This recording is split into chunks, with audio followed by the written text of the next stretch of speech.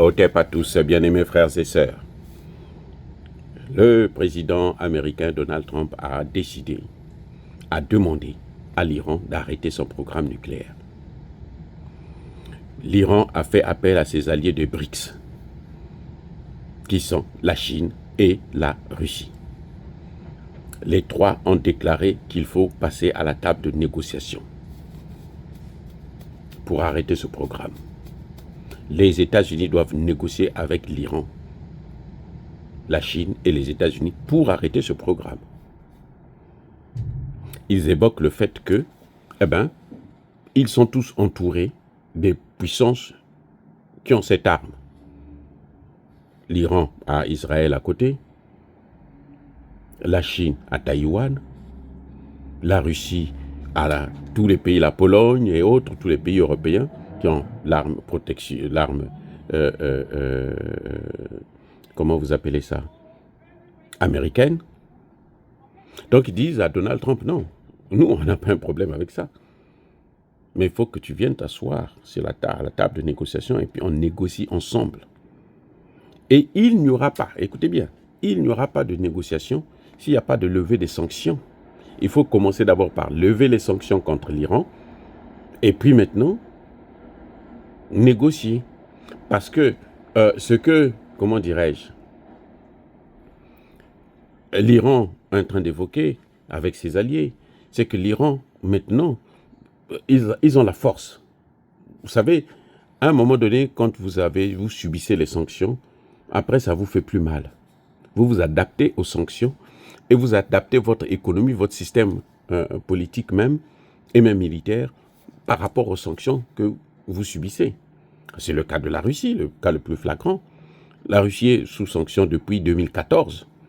La Russie ne produisait pas le blé et les céréales. Aujourd'hui, la Russie est un grand pays producteur et parmi les premiers. La Russie talonne les États-Unis maintenant, alors qu'ils ne produisaient pas ça avant 2014. Ils achetaient aux États-Unis. Donc, les sanctions ont poussé la Russie à se réorganiser, à se reconcentrer sur soi et à relancer son économie sans avoir besoin des autres pays. Et c'est ce que nous sommes en train de constater. Et ça marche. L'Iran, pareil. Et ce qui est pire, c'est que c'est à cause des sanctions que les pays des BRICS, notamment l'Iran, la Russie et la Chine, se sont lancés dans la course vers la dédollarisation, qui sont en train d'accélérer d'ailleurs. Donc les ambitions de Trump ne peuvent pas marcher. Les autres ont dit non, nous on n'accepte plus ce petit chantage, tu n'es pas notre maître, tu ne peux pas nous commander. Si tu veux qu'on en parle, on lève les sanctions, vous levez les sanctions, on s'assoit et maintenant on s'organise, on négocie. Vous ne pouvez pas mettre des pays comme la Corée du Nord sous sanctions et puis vous lui demandez non, il faut que tu arrêtes ton programme, alors que c'est la seule chose qui fait qu'on ne peut pas l'attaquer. Si les États-Unis n'ont pas encore détruit l'Iran, c'est à cause de ça. Sinon, ils seraient déjà détruits. Mais ils savent que ils ont maintenant cette affaire-là et que ça peut faire mal s'ils ripostaient dans le domaine.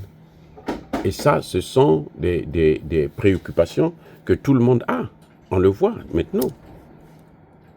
Donc, je crois que c'est un peu prématuré, c'est mal réfléchi de penser que les autres pays sont à la traîne, sont à la disposition d'un certain nombre de pays. Non, ils ne sont pas à la disposition. Ils travaillent ensemble, ils négocient, mais ils savent qu'ils ont des responsabilités à prendre.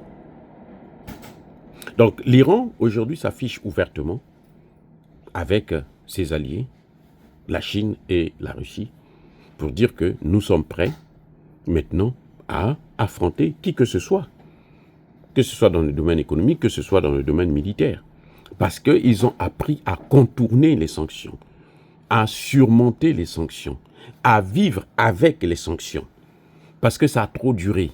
Les sanctions, on donne pour quelque temps et puis après on arrête et on repart vers des négociations et on avance. Mais quand vous prenez les sanctions, un pays comme Cuba, par exemple, qui est sanctionné depuis 1960, je ne sais pas, 62 par là. Mais j'étais même pas encore né, j'ai grandi, je prends de l'âge, et le pays est toujours sous sanctions. Vous croyez qu'un pays comme ça, là, il peut encore avoir peur des sanctions, puisqu'ils vivent déjà avec des sanctions. Ça fait partie maintenant de leur quotidien. Donc, vous voyez, la politique que les États-Unis sont en train de mener, c'est une mauvaise politique qui, malheureusement, va faire encore plus mal à ce pays, puisque ça entraîne la concurrence et ça entraîne la dédollarisation. C'est surtout ça le problème. La force de l'Amérique, c'est le dollar. Et donc, quand on touche à ça, ben, ça fait mal et ça fera très mal. D'ailleurs, vous le voyez, il n'arrive toujours pas à mettre fin à l'inflation. Ça continue à galoper. Ça continue à galoper. Les prix ne cessent d'augmenter ici aux États-Unis. La consommation devient de plus en plus difficile. Le panier de la ménagère est en train de prendre un coup très fort. Et même les business, comme les voitures qui sont, c'est le plus grand achat, l'un des domaines les plus de prédilection des États-Unis, ça est en train de diminuer. Et c'est en très grande difficulté.